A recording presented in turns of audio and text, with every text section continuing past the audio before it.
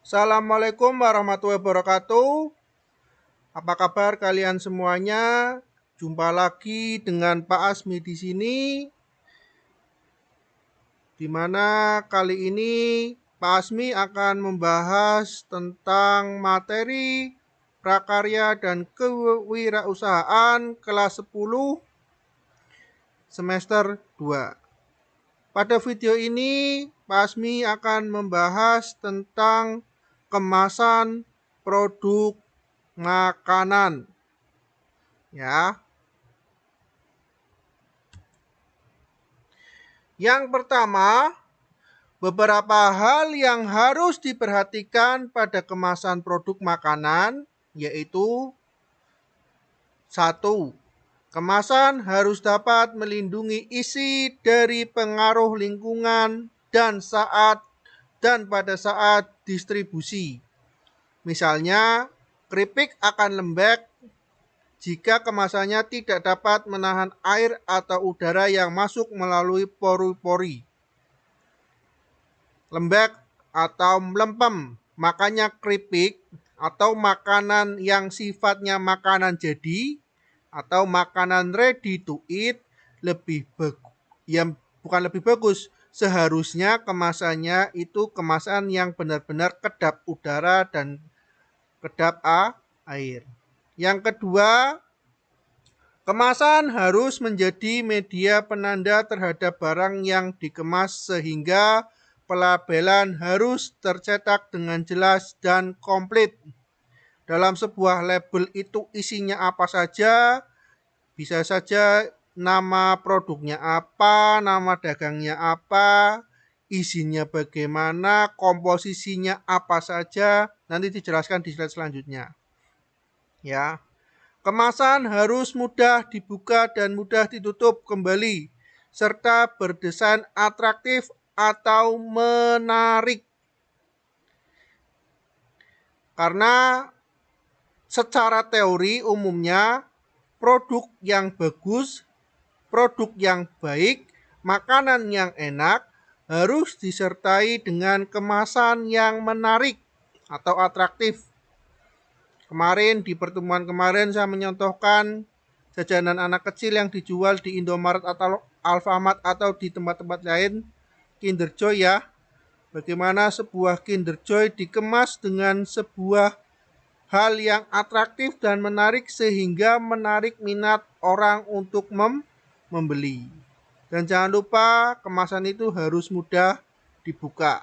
Artinya jangan membuat emosi orang yang membeli produk kita. Ya, karena pertimbangannya untuk keamanan produk, untuk supaya kedap, malah kebablasan. Sebaiknya itu dihindari. Yang keempat, kemasan harus dapat mempromosikan produknya itu sendiri bila dipajang di etalase toko atau swalayan. Ini kelanjutan dari poin yang ketiga, bagaimana kemasan itu berdesain atraktif atau menarik sehingga kemasan dari sebuah kemasan itu menonjolkan sebuah pesona dari produknya itu sendiri sehingga orang dilihat dari kemasannya saja itu sudah tertarik untuk membeli. Kemarin di PTM kemarin saya menjelaskan bahwasanya pentingnya sebuah kemasan, bagaimana dari sebuah kemasan bisa saja membuat orang tertarik untuk membeli produk kita. Terakhir, bahan kemas akan lebih baik jika ramah lingkungan dan dapat didaur ulang. Ya, bahan kemas model sekarang yaitu bahan kemas yang cenderung kemasan yang bisa didaur ulang. Artinya produsen-produsen makanan sekarang meletakkan perhatiannya lebih di tentang teori-teori lingkungan. Bagaimana sebuah kemasan itu tidak hanya sekali pakai, tetapi alangkah baiknya dapat didaur ulang. Bagaimanapun ujung-ujungnya untuk lingkungan kita, lingkungan umat manusia, supaya tidak terjadi ketidakseimbangan atau kerusakan ekosistem. Lanjut, hal-hal apa saja yang dapat dicantumkan pada sebuah kemasan? Yang pertama, ada nama produk, sesuaikan dengan SNI. Ya, bisa lihat kita contohnya sebentar ya.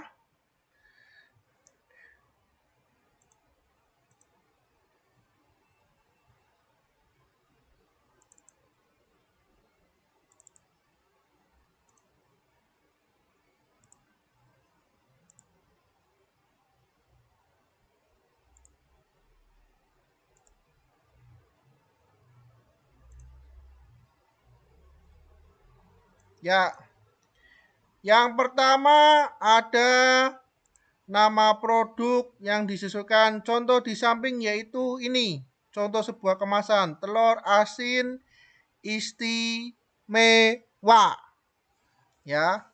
Yang kedua ada nama dagang. Jangan menggunakan nama yang sudah digunakan oleh produsen orang lain. Contoh di sini nama dagangnya yaitu Joa. Artinya kamu tidak bisa menggunakan merek Joa untuk produk yang kamu buat karena merek ini sudah ada yang punya. Biasanya merek-merek yang seperti ini produsen-produsen yang sudah kelas besar ya sudah mendaftarkan namanya di semacam lembaga yang memiliki hak penggunaan nama. Berat bersih atau isi bersih bergantung pada produk padat cair dan sebagainya. Contoh ini telur. Karena telur berat bersih itu susah, artinya setidaknya kita tahu itu isinya berapa telur. Ya, dilihat dari lubangnya ada 1, 2, 3, 4, 5, 6. Setidaknya dari telur ini kita ketahuan telurnya ada 10. Ya, karena di lubangnya ini saja ada 6. Space-nya yang kanan juga masih ada. Ya. Yang keempat, ya, ada nomor pendaftaran. Nomor ini bisa diperoleh di BPOM atau PIRT di Dinas Kesehatan Kota Kabupaten setempat untuk industri menengah besar dan PIRT untuk industri mikro atau industri kecil. Ya, ini contoh dari izin ya nomor pendaftaran yang PIRT, artinya produk ini itu dianggap produk industri kecil, artinya belum nasional, hanya sekelas regional. Ya. Kemudian nama dan alamat produsen. Ya, nama ini Joa. Ya, kemudian alamat produsen masih di contoh yang sama. Ini kelihatan. Jalan Diponegoro nomor 268 Brebes. Ya. Kemudian tanggal kadaluarsa. Ya, sayangnya di sini tidak dilihatkan ya. Baik digunakan sebelum berapa ya. Tapi biasanya telur-telur begini untuk kisaran daya tahannya kurang lebih sekitar 1 minggu, 2 minggu atau bahkan 1 bulan ya. Kemudian komposisi ya mungkin di seberangnya atau di balik dari produk ini ada ya apa saja yang terkandung di dalamnya. Siapa tahu dari telur ini tidak hanya mengandung garam, siapa tahu ada bumbu-bumbu yang lain. Kemudian kode produksi, kode yang dipahami untuk internal perusahaan untuk keperluan pengecekan mutu produk. Ya. Lanjut. Klasifikasi kemasan. Kita akan membahas jenis-jenis kemasan. Yang pertama, klasifikasi yang pertama berdasarkan frekuensi pemakaian. Berdasarkan frekuensi pemakaian, jenis-jenis kemasan yang pertama yaitu kemasan sekali pakai atau istilah kerennya disposable. Ya, yaitu kemasan yang langsung dibuang setelah satu kali pakai. Contohnya plastik es atau bungkus permen atau bungkus makanan dari dedaunan. Masa iya sih ada yang nyimpen bungkus permen atau plastik es setelah habis disimpan? Kan nggak ada. Yang kedua, kemasan yang dapat dipakai berulang kali atau multi trip. Contohnya jenis botol minuman, botol kecap, botol sirup. Sebentar ya, saya carikan contohnya. Ya, contohnya yang ada di depan, botol minuman. Makanya ada orang yang apa ya namanya? Ada orang yang bekerja sebagai istilah kalau orang kata orang Jawa sini orang kampung menyebutnya tukang rongsok. Beberapa itu ini dijual laku. Ya, tujuannya apa? Ya untuk digunakan lagi. Ya, walaupun ya memang dari segi harga tidak seberapa. Ya, namanya saja juga botol bekas minuman, tapi setidaknya ini bisa digunakan untuk berulang-ulang kali dan yang jelas itu ya jelas melalui proses pembersihan dulu, ya. Itu. Kemudian kemasan yang tidak dibuang atau semi disposable. Wadah ini biasanya digunakan untuk kepentingan lain di rumah konsumen. Contohnya seperti kaleng bekas susu. Biasanya digunakan untuk wadah gula. Ya, atau untuk isi ulang susu bubuknya lagi. Ya. Kemudian botol sirup. Saya punya contohnya sebentar ya. Ini contohnya. Ini yang paling sering kita manfaatkan, bahkan saya ya biasanya untuk tempat minuman untuk ditaruh di kulkas ya. Termasuk ya aqua ini tadi ya, kemasan air mineral. Biasanya kemasan air mineral yang ukurannya besar ya. Itu. Lanjut masih tentang klasifikasi klasifikasi kemasan. Klasifikasi yang kedua berdasarkan sifat kekakuan bahan kemas. Ya, yang pertama ada kemasan fleksibel. Kemasan fleksibel itu bila bahan kemas mudah dilenturkan tanpa adanya retak atau patah. Contoh plastik, kertas, atau foil. Ya, saya lihatkan contohnya. Ya, sebelah kiri kalian ini ya, contoh kemasan plastik. Kemudian untuk kemasan, bukan maaf salah. Contoh kemasan dari kertas, bukan plastik. Maaf salah ya. Kemudian saya lihatkan lagi, tadi saya sudah cari contohnya ini. Contoh kemasan plastik aluminium foil. Ya, ini yang contoh-contoh kemasan fleksibel. Ya. Kemudian yang kedua, kemasan kaku.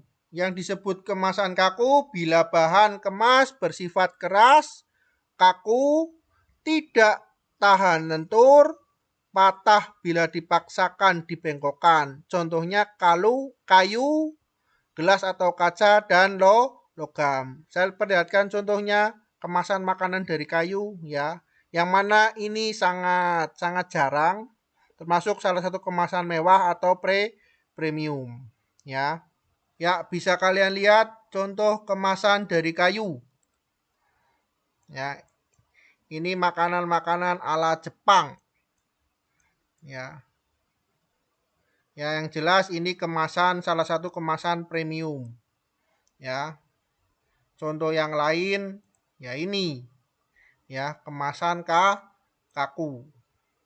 Contoh lain ini. Ini juga termasuk kemasan kaku. Ya. Yang ketiga, kemasan berdasarkan sifat kekakuan bahan kemas yaitu kemasan semi kaku. Bahan kemas yang memiliki sifat antara kemasan fleksibel dan kemasan kaku. Contohnya ya ini, ya, botol plastik. Masih lanjutannya Gan, kaitannya dengan klasifikasi kemasan. Klasifikasi selanjutnya berdasarkan sifat perlindungan terhadap lingkungan. Yang pertama ada kemasan hermetik, yaitu wadah yang secara sempurna tidak dapat dilalui oleh gas, udara, maupun uap air. Juga tidak dapat dilalui mikroorganisme dan debu. Artinya benar-benar kedap. Ya, contohnya ya kemasan sarden, ya, kaleng. Ya, termasuk kemasan gelas atau teh bandulan dan kawan-kawan, ya. Tadi ada contohnya, sebentar. Ini ya, kemasan hermetik. Ini jelas terlindungi dengan sempurna. Ya, tidak dapat dilalui oleh gas, udara, uap air, mikroorganisme dan debu. Jelas. Kecuali ini ya kamu injek pun atau di slender atau dengan motor ya baru kemasannya rusak. Ya. Lanjut yang kedua, kemasan tahan cahaya, yaitu wadah yang tidak bersifat transparan seperti logam, kertas atau aluminium foil. Cocok untuk bahan pangan yang mengandung lemak dan vitamin yang tinggi. Ya. Yang terakhir, kemasan tahan suhu tinggi. Untuk bahan pangan yang memerlukan proses pemanasan, sterilisasi, dan pasteurisasi. Kalian tahu pasteurisasi? Ya. Pasteurisasi adalah proses pemanasan makanan dengan tujuan membunuh organisme merugikan seperti bakteri, protozoa, kapang, dan kamir. Ya. Selain itu, pasteurisasi itu proses untuk memperlambat proses pertumbuhan mikroba pada makanan. Ya. Oh, masih ada lagi. Ya, ini terakhir, klasifikasi kemasan terakhir, ya. Yang pertama ada kemasan berdasarkan kesiapan pakai. Yang pertama ada wadah siap pakai, yaitu bahan kemas yang siap pakai untuk diisi dengan bentuk yang telah sempurna sejak keluar dari pabrik. Contoh, botol, wadah kaleng, dan besek. Saya perlihatkan contoh-contohnya ya. Yang pertama ini kaleng. Ya. Nggak mungkin kayak gini mendadak ngerakit dulu kelamaan. Biasanya prosesnya ya sudah jadi kaleng. Ya, termasuk botol ini.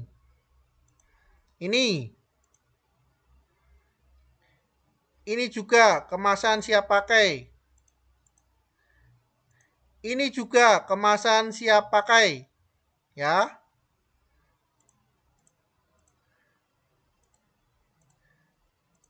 Ini juga kemasan siap pakai. Artinya kita beli itu tinggal pakai. Ya, terakhir wes. Ini besek. Nggak mungkin kan kita mau pakai besek, dada rakit dulu, ya kelamaan. Besek itu sudah jadi besek, kita tinggal pakai. Ya. Kemudian yang kedua, kemasan siap rakit, yaitu kemasan yang masih memerlukan tahap perakitan sebelum pengisian. Contohnya ini, contohnya. Salah satunya ini, ya. Biasanya kayak gini itu dirakit terlebih dahulu. Biasanya masih dalam bentuk lembaran kertas. Ya. Ini juga, ini sama dengan yang tadi. Ya, termasuk ini. Ya, kemasan siap rakit terbuat dari kertas. Biasanya itu lembaran dulu. Ada petunjuk-petunjuknya bagian-bagian mana yang dilipat. Ya, itu. Sekian penjelasan dari video pertemuan kali ini. Mohon maaf bila ada kata yang kurang berkenan, suara yang kurang jelas, atau apapun itu yang menyinggung perasaan kalian. Saya mohon maaf. Sampai jumpa di video pembelajaran yang lain. Terima kasih. Have a nice day.